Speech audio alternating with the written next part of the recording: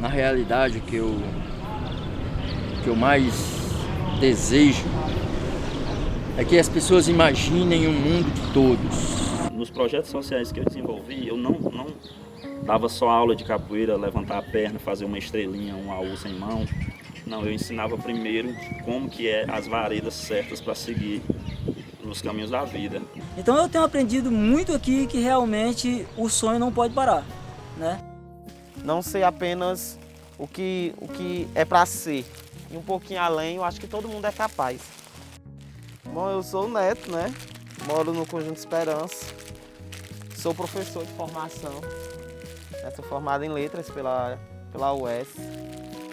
E trabalho também nesse lance de liderança comunitária mesmo. A gente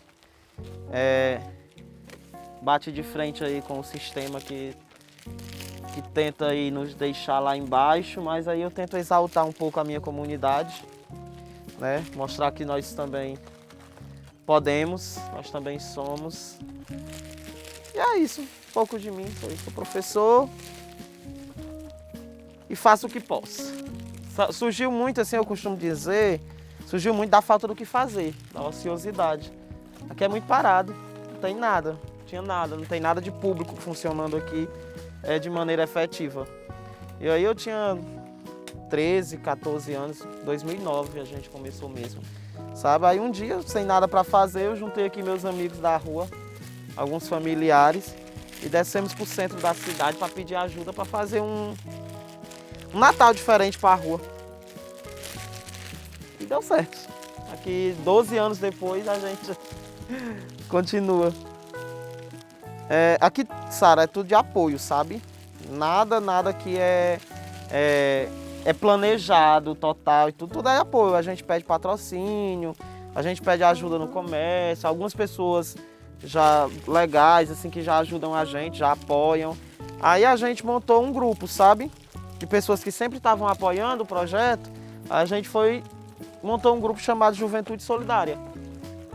A galera do Juventude é quem corre atrás, assim, comigo, dessas coisas. Tem aí umas 20 pessoas no grupo que me ajudam diretamente, ajudam muito mesmo, bastante. Se fosse um ano comum, vocês iam ver a preparação do evento. A gente fecha a rua, a gente coloca uma ornamentação, a galera vem ajudar a limpar a rua, mas esse ano não vai ter o evento. Vai ser só a entrega mesmo dos presentinhos, estão lá dentro, estão guardados, entrega de um lanche e dispersão das crianças. Vai ser bem diferente, assim, né? Eu acho que eles vão estranhar bastante. Porque a criançada, ela se prepara para esse evento aqui da rua, sabe? Como virou uma tradição, atualmente o projeto está com 12 anos, então as crianças de 12 anos cresceram participando desse projeto, as de 10, de 9, então eles já esperam que isso venha a acontecer. Eles começam a perguntar em janeiro, quando é que vai ter a festinha de novo? Quando chega perto da data, eles compram roupa para poder vir. É um negócio bem bacana, tá no imaginário deles já que vai. É gratificante, viu? Demais mesmo, bem gratificante. Sei lá, é você se sentir importante para aquelas pessoas. Aquelas pessoas lhe ver como uma luz, tipo assim, então, de certo modo eu me sinto importante para essas pessoas, né? Eu cativei elas de algum modo e a gente é responsável pelo aquilo que cativa, né? E aí enfim, é isso.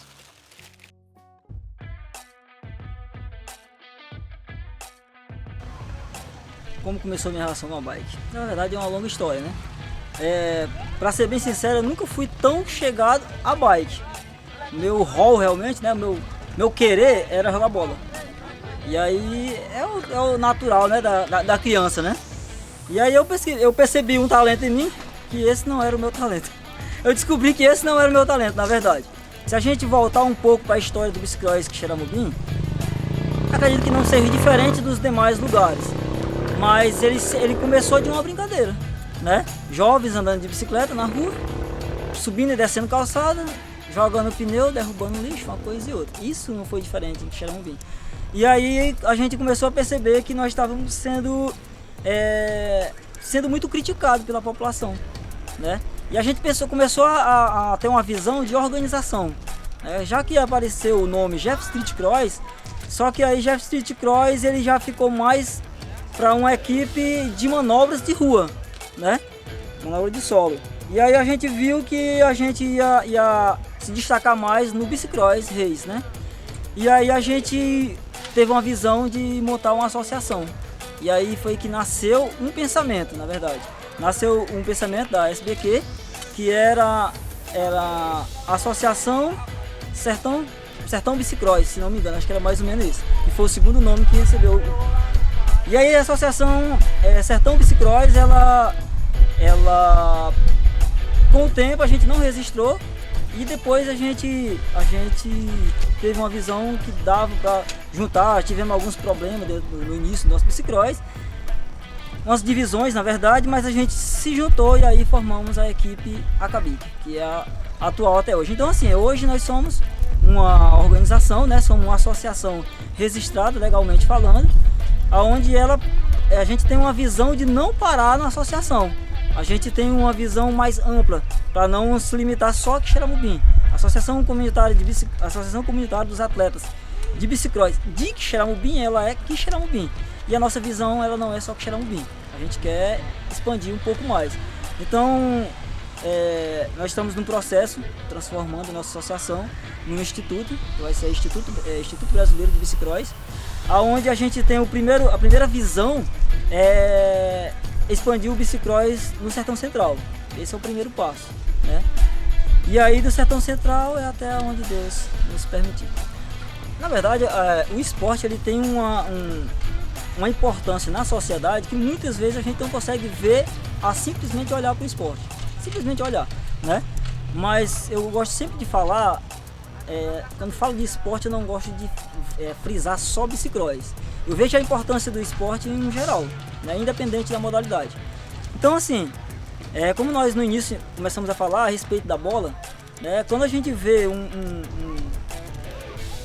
grupo, não precisa nem ser um campeonato, mas um treino, a gente olha quantos jovens estão ali, né? Ocupados.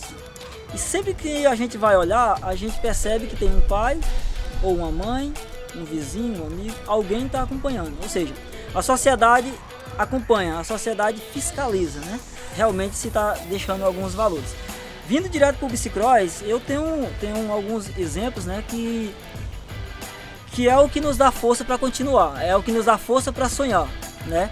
Que é a gente olhar para o início de uma simples brincadeira, né? Que hoje se torna num projeto legal. E a gente, nesse decorrer desses 20 anos de Bicicross, a gente já teve vários jovens que passaram pelo Bicicross.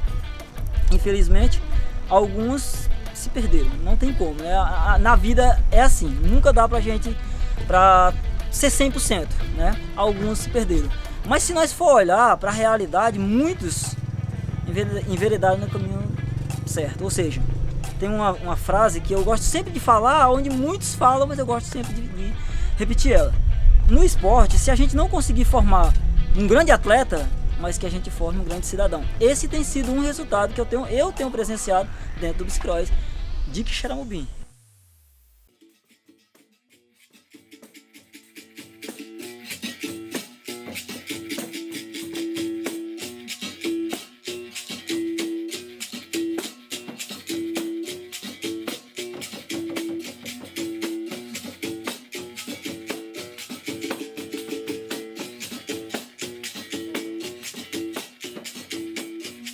Sou Leonardo Oliveira, tenho 35 anos, sou professor de capoeira, iniciei a capoeira em 1999 e o primeiro contato com a capoeira foi na Praça da Matriz de Quixeramobim, quando eu vi uma roda de capoeira se formando e ali eu muito novo, muito jovem, e me apaixonei pela capoeira.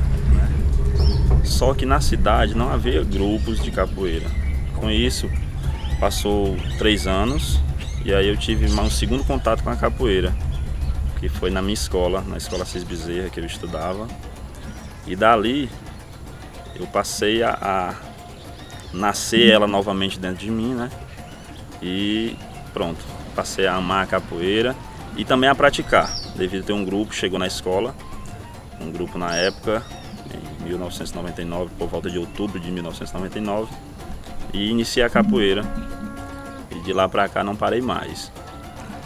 E em 2002, quando eu já tinha a terceira graduação na capoeira, eu comecei a dar aula muito novo, muito cedo, né, num distrito daqui do Quixeramobim.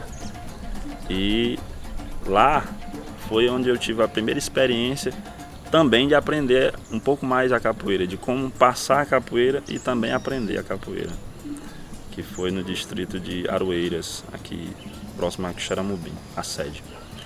E logo após isso, eu vi que eu poderia continuar com essa questão de dar aula de capoeira, né? Não era professor ainda, era um aluno, mas gostei e vi que eu levava jeito para dar aula de capoeira. E eu passei a ver também a capoeira como uma ferramenta que eu poderia contribuir em projetos sociais, né? Devido eu ver que tinha muitas crianças ociosas, e também eu vi que a capoeira, eu passei a entender que a capoeira ela era muito discriminada. Então coloquei na minha cabeça que eu ia mudar essa trajetória, né, na minha cidade, que é a questão da capoeira ser tão discriminada. E como eu iria fazer isso? Buscando formas de levar a capoeira para dentro das escolas, para projetos que viessem agregar com outras artes marciais, com outras culturas, enfim, foi isso que eu fiz. E em 2016, logo após eu já ter bastante aulas de capoeira, projetos em algumas escolas, eu fui convidado para ir fora do Brasil representar o município. E foi aonde eu comecei a entender e enxergar que a capoeira realmente estaria me dando um retorno, uma resposta de tanto esforço que eu tive com os projetos sociais. E também meus alunos, eu fui aprendendo um pouco mais a capoeira, fui buscar lá fora, na capital, um pouco mais de conhecimento de como dar aula de capoeira para as crianças. E após isso, a capoeira só cresceu os projetos sociais, porque quando eu comecei capoeira em 1999, tinha mensalidade, e era R$3 na época, eu não poderia pagar, né, pelas condições que a minha mãe não podia pagar. E aí os alunos também não tinham essa condição, né, e por isso eu iniciei os projetos sociais, e que foi muito bom para mim, porque foi uma experiência, foi a minha faculdade na capoeira, né, os projetos sociais, foi eles que me ensinavam com as dificuldades que eu passava, né, e tudo isso eu retornava com mais trabalho, que eram os projetos sociais. Crescia a cada dia em todos os bairros, em algumas escolas, em alguns distritos. Eu não medi esforço para fazer para eles, porque essa era a minha satisfação, de dar aula para os alunos voluntariamente, mas esse era o retorno que eu tinha, que era ver eles desenvolver, né, tá participando sempre da capoeira e não tá fazendo coisas erradas, tá participando também ativo na escola. Isso eu cobrava. Então eu acredito muito que a capoeira foi a maior ferramenta e a minha filosofia de vida, e também foi uma ferramenta que ajudou muitas crianças, muitos adolescentes, muitos jovens. Meus alunos, a maioria hoje, já ficaram adultos, outros já se formaram, outros já são pais de família. Então eu sei quanto a importância do projeto social, que contribui muito. Eu sei que a capoeira foi essa ferramenta, principalmente, não só na minha vida, mas na vida dos meus alunos, e só veio a agregar na vida deles e na minha.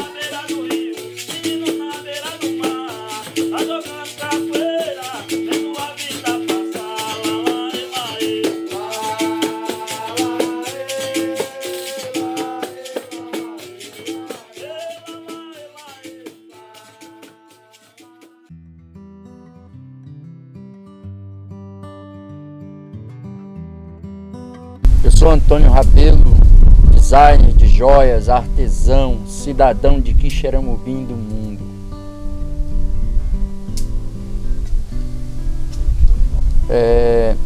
A ideia do projeto ele vem de de perceber a necessidade, né, de políticas públicas desenvolvidas nessa área aqui na nossa comunidade. De ver a meninada na rua de bobeira toda hora. Então, meus sobrinhos aqui brincavam, a gente fazia rampas aqui para andar de bike.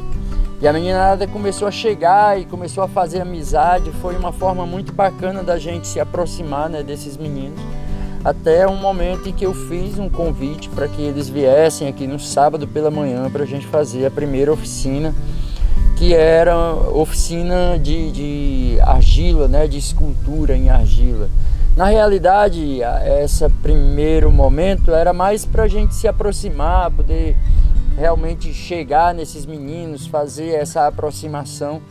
E isso acabou se tornando uma coisa bem interessante, porque acabou que começou a interessar outros amigos a fazerem a mesma coisa e se colocarem como voluntários, né, para ministrar outras oficinas, outros cursos. E com o tempo isso foi se tornando uma coisa bem interessante, porque a gente já tinha aula de violão, já tinha aula de percussão, de bateria, né? Alguns amigos que são escritores e tal, vêm aqui dar aula para os meninos, advogados, sabe? Então isso acaba trazendo uma quantidade muito bacana de informação, aonde abre um leque de possibilidades, né, para esses meninos, de conhecimento, de entendimento de mundo. E eu acho que isso é de grande importância para essa formação social, formação pessoal desses meninos. As oficinas, elas aconteciam aos sábados pela manhã de início, e depois a gente passou a colocar isso no meio da semana, alguns horários à noite, alguns horários, né, à tarde, e aí que se encaixavam com os horários, né, que eles tinham na escola. Então a gente fazia dava a possibilidade de que isso acontecesse em conjunto justamente com esse processo educacional, né, da escola tradicional. Então isso acabou funcionando muito bem até o período, né, que iniciou a pandemia, e isso acabou assim prejudicando muito o desenvolvimimento dessas oficinas aqui, devido a esse cuidado, né, que tem que ter realmente, e esse distanciamento social. Às vezes chegava lá o Geleia, por exemplo, que ia com seus equipamentos, sua moto sem luz, com uma lanterninha na frente, pagava combustível do bolso dele para poder estar presente, para poder ministrar essas oficinas. Então isso para mim era um prazer muito grande. Não só por ver que essas oficinas teriam, né, realmente um resultado na vida dessas crianças, mas de saber que o projeto acabou fazendo com que pessoas que, mesmo ocupadas, mesmo com a vida difícil e tal, com tão pouco recurso, pudesse se dedicar um pouco, né, a essa ideia e dividir um pouco do conhecimento que tinha. Isso para mim é claro que levar essas oficinas para essas crianças e mostrar um futuro interessante para elas é o objetivo do projeto. Mas mais que isso, é de fazer com que pessoas como eu, como você, como qualquer um outro de qualquer lugar do mundo possa contribuir com a sociedade em que vivemos hoje, com o rumo, né, em que essa sociedade toma. Então eu acho que essa é a grande responsabilidade do projeto e essa é a grande finalidade dessa ideia.